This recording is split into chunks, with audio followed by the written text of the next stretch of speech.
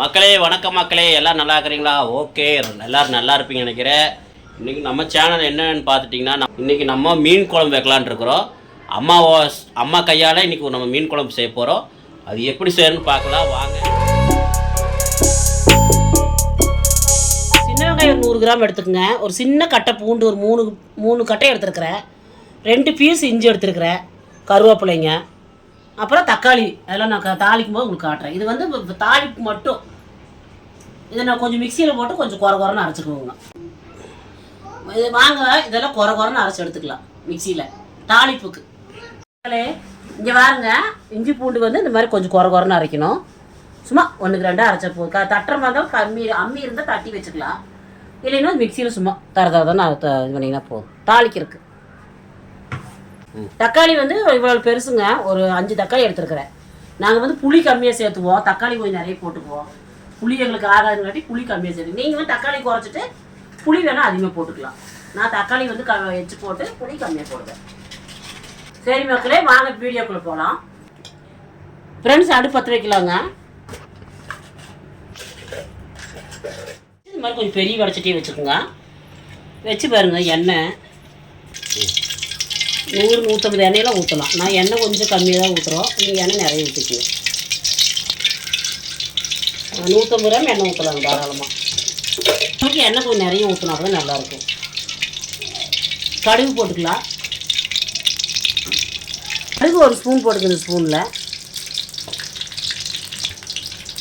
கடுகு நல்லா பொரிக்கும். வெந்தயம் பாருங்க, இவ்வளோ தான் போடுறேன். 1 ஸ்பூன் பக்கம் இருக்குது.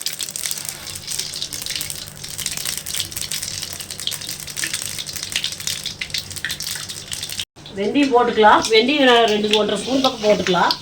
கொஞ்சம் மணம் வரும் பாருங்க. நல்லா மணம் வர்ற டைமில் நல்லா பொரிஞ்சு மணம் வரும். வெந்தயம் மணம் வரும்போது பொரிஞ்சிச்சுன்னு அர்த்தம். அப்போ நீங்கள் என்ன பண்ணலாம், இந்த இஞ்சி பூண்டு பேஸ்ட் இந்த மரத்து வச்சுருக்கோம். குறைன்னு வெங்காயம், பூண்டு, இஞ்சி 3மே போட்டு வணக்கலாம். இஞ்சி பூண்டு பேஸ்ட் போடலாம். சின்ன வெங்காயம் 50 கிராம், இஞ்சி 50 கிராம், பூண்டு குறைன்னு அரைச்சி தாளிக்கிறதுக்கு எடுத்துக்கலாம். எடுத்து போட்டிருக்குறோம். ஒரு புடி கருவேப்பிலை இது கூட சேர்ந்துருக்குறோம். தக்காளி ஒரு சின்ன தக்காளி 5 தக்காளி. நாங்கள் வந்து தக்காளி நிறைய சேர்த்துக்குவோம்.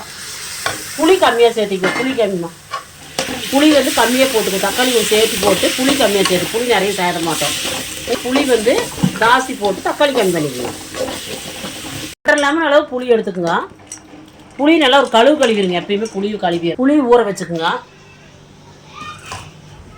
மஞ்சள் 1 ஸ்பூன் போட்டுக்குங்க.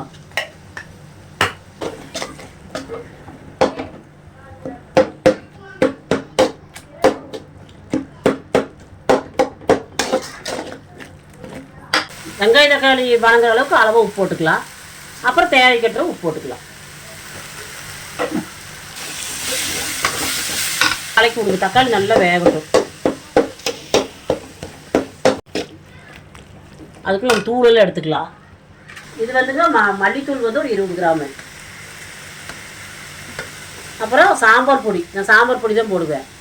சாம்பார் பொடி வந்து 20 கிராமு. அப்புறம் 10 கிராம் மிளகாத்தூள். 10 கிராம் மிளகாத்தூள். இது கூட ஒரு பெரட்டிக்குங்க. மசாலா நல்லா ஒரு பெரட்டிட்டு தக்காளி கூட. புளி ஈஸியான வேலை தாங்க. பார்க்குற கஷ்டமானு தெரியும். ரொம்ப ஈஸியான வேலை, சீக்கிரம் பண்ணிடலாம். அதை ரெடி வச்சோம் டக்குன்னு பண்ணிடலாம். புளி அதே மாதிரி கரைச்சி இந்த மசாலா ஒரு பெரட்டினோடனே நம்ம எவ்வளோ தண்ணி வேணுமோ தண்ணியாட்டு தான் இருக்கணும். அப்போ தான் நல்லா கொதிச்சு வரணும். பச்சை வாசம் போகிற அளவு கொதிக்கணும். புளி வந்து இந்த மாதிரி நல்லா கரைச்சிங்க. புளி எவ்வளோ தேவைப்படுதோ புளி தண்ணி தான் ஊற்றணும். புளி தண்ணியே ஊற்றிட்டு 1.5 லெமன் போட்டோம் புளி. அந்த புளி தேவையான அளவுக்கு உங்களுக்கு எவ்வளோ தேவையான புளி உங்களுக்கு எச்சா வேணும் எச்சா போட்டுக்கலாம். ஒரு பெரட்டிங்க. புளி தண்ணி இதே மாதிரி கரைச்சி நல்லா கரைச்சி நல்லா தண்ணி மாதிரி இருக்கணும். நல்லா தண்ணி ஊற்றி நல்லா கொதிக்க விட்டுருங்க. நல்லா 2 தடவை நல்லா இந்த சாறு வர அளவுக்கு கரைச்சி உங்களுக்கு தேவையான புளி எவ்வளோ தேவைப்படுதோ அதுக்கு தகுந்த மாதிரி போட்டுக்குங்க. எங்களுக்கு தகுந்த மாதிரி நாங்கள் போட்டோம். நாங்கள் அளவாக சாப்பிடுவோம். நீங்கள் அளவாக சாப்பிடுவோம். புளி நிறைய சேர்க்க மாட்டோம். இல்லைங்க நீங்கள் அளவாக போட்டு மீன் குழம்பு கொஞ்சம் புளி இருந்தாலும் நல்லா இருக்கும். அதனால தான் புளிப்பு தக்காளி போட்டு நாங்கள் சேர்த்திருக்கிறோம். நாங்கள் வந்து நாட்டு தக்காளி போட்டுட்டு புளி கம்மியாக போட்டுக்குவோம். ஏன்னா டேஸ்ட் நல்லாயிருக்கும். எங்களுக்கு அப்படி தான் பிடிக்கும். உங்களுக்கு எப்படி தேவையோ அப்படி போட்டுங்க. உங்களுக்கு ஜாஸ்தியாக வேணால் ஜாஸ்தியாக போட்டுங்க, கம்மியாக வேணால் கம்மியாக போட்டுங்க. ஓகே. இப்போ வந்து பார்த்தீங்கன்னா மசாலா வந்து போட்டோம்லங்க, அதை வந்து நம்ம பாருங்கள் கழுவி ஊற்றிட்டு இருக்கிறாங்க எங்கள் அம்மா. ஏன்னா மசாலா வந்து தட்டில் ஒட்டிகிட்டு இருக்குது. அதாவது இப்போ வந்து பார்த்தீங்கன்னா தண்ணி வந்து தேவையான ஊற்றிட்டு தண்ணி வந்து தேவையான ஊற்றுறாங்க.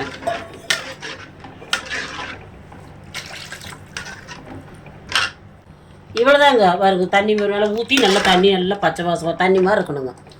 நல்லா கொதிச்சோடனே சீரகம், தேங்காய், அப்புறம் பச்சை வெங்காயம், நல்ல ஒரு வெங்காயம் அரைச்சி ஊற்றுறப்ப உங்களுக்கு காட்டுறேன். நான் காட்டுறேன். 50 கிராம் மேலே கொஞ்சம் சின்ன வெங்காயம் கொஞ்சம் எடுத்துக்கோங்க. ஒரு அரை மூடி தேங்காய், ஒரு 2 ஸ்பூன் சீரகம், நல்ல பெரிய ஸ்பூன் 2 ஸ்பூன் சீரகம் எடுத்துக்கோங்க. இதை வந்து நைஸாக தரன்னு லைட்டாக அரைச்சி எடுத்துகிட்டு இந்த குழம்புல ஊற்றி குழம்பு போயிச்சா மீன் போட்டால் குழம்பு ரெடி. நம்ம அரைச்சி எடுத்துக்கலாம் வாங்க. இப்போ நம்ம அரைச்சி எடுத்துக்கலாம்.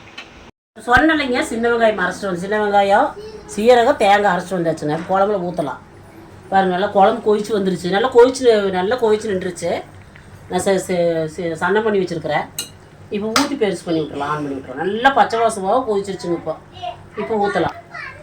நல்லா கொதிக்கணும். கொதிச்சு பச்சை வாசம் போய் எண்ணெய் திரண்டு வர அளவுக்கு நல்லா ஒரு 10 நல்லா 1/4 மணி நேரம் மேலே நல்லா கொதிக்கட்டும். கொதிச்சு நல்லா இந்த எண்ணெய் பிரிஞ்சு வர டைமில் இதை ஊற்றுங்க. தேங்காய் ஊற்றுறோம். இதுதாங்க வேலையே.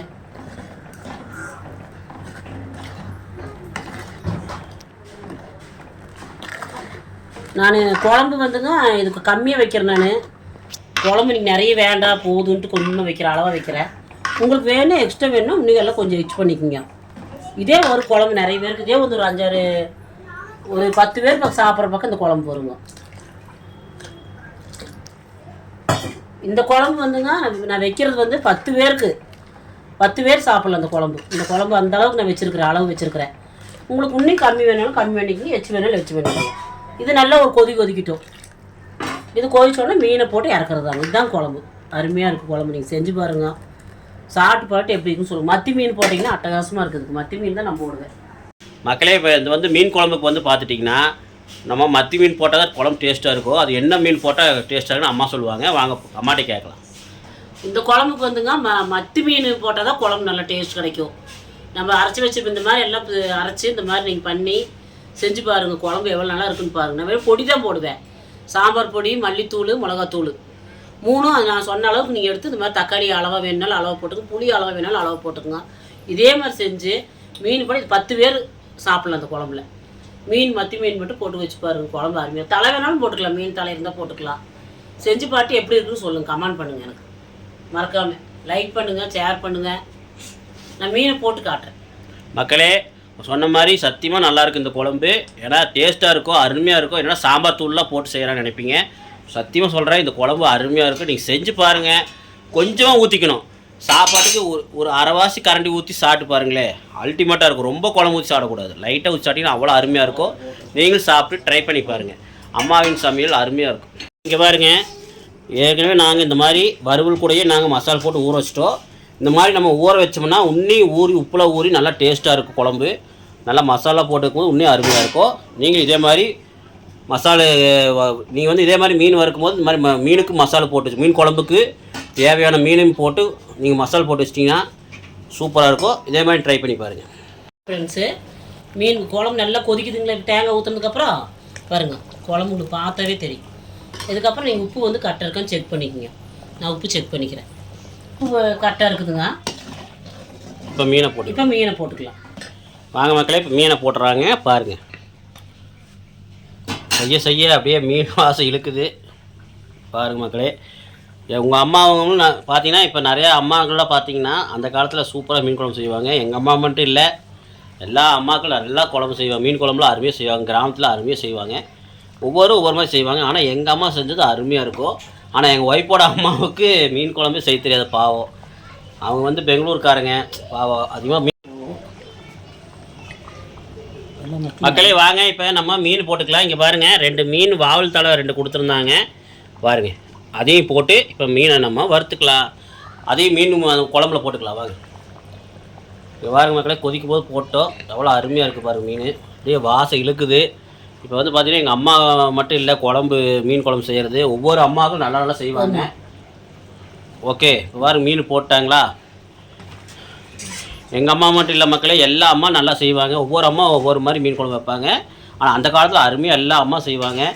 ஆனால் எனக்கு எங்கள் அம்மா பிடிச்சி நல்லா இருக்குது. உங்கள் அம்மா குழம்பு மீன் குழம்பு வச்சா பிடிக்குமா கமெண்டில் சொல்லுங்கள். ஓகே, எங்கள் அம்மாவுக்கு மீன் குழம்பு வச்சா பிடிக்கும். பாருங்கள், மீன் போட்டுங்க, போட்டு கலக்கக்கூடாது. கலக்க அப்படியே நல்லா கொதிக்கிட்டோம், 10 நிமிஷம் கொதிக்கிட்டோம். கொதிச்சோடனே அப்புறம் நம்ம கொத்தமல்லி தூக்கி இறக்கி காட்டுறோம். மக்களே பாருங்கள், மீன் குழம்பு ரெடி ஆயிடுச்சு. நீங்கள் இப்போ கொத்தமல்லி தழை தூவிக்கலாம். பாருங்கள், எண்ணெய் மிதங்கி வந்துருச்சு. கொத்தமல்லி தழை தூவிக்கலாம்.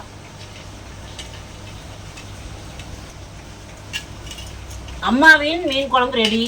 நீங்கள் சாப்பிட்டு பார்த்து எப்படி இருக்குன்னு சொல்லுங்கள். கண்டிப்பாக நீங்கள் சொல்லணும். கமெண்டில் கண்டிப்பாக நீங்கள் சொல்லணும். எப்படி இருந்தாலும் இதை சொல்லணும். செஞ்சு பார்த்து சொல்லுங்கள். ஃபேமிலியில் சாப்பிட்டு எப்படி இருக்குன்னு சொல்லுவாங்க. இங்கே பாருங்கள், மீன் பாருங்கள் வெந்துருச்சு. நீங்கள் இந்த குழம்பு ஊற்றி பாருங்கள், குழம்பு பாருங்கள்.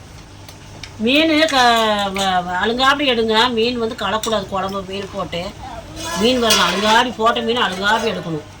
குழம்பு வந்து நல்லா பாருங்க குழம்பு பாருங்கள். சாப்பிட்டு எப்படி இருக்குன்னு கமெண்டில் கண்டிப்பாக நீங்கள் சொல்லணும். மீன் குழம்பு செஞ்சு சாப்பிட்டு பாருங்கள். தெரியாத மீனுக்கு குழம்பு வைக்க தெரியாதவங்க செஞ்சு சாப்பிட்டு பாருங்கள்.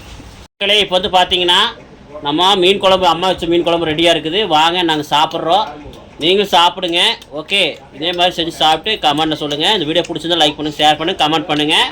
மறக்காம சேனலுக்கு சப்ஸ்கிரைப் பண்ணிடுங்க. மீன் குழம்பு எப்படி இருக்குன்னு பார்த்துட்டு நீங்கள் கமெண்ட் பண்ணுங்கள் மக்களே. நீங்கள் சாப்பிட்டு எப்படி இருக்குன்னு கமெண்ட் பண்ணுங்கள், சொல்லுங்கள். அப்புறம் சப்ஸ்கிரைப் பண்ணுங்கள், ஷேர் பண்ணுங்கள், லைக் பண்ணுங்கள். கண்டிப்பாக சப்போர்ட் பண்ணுங்கள். ரொம்ப நன்றி. வணக்கம்.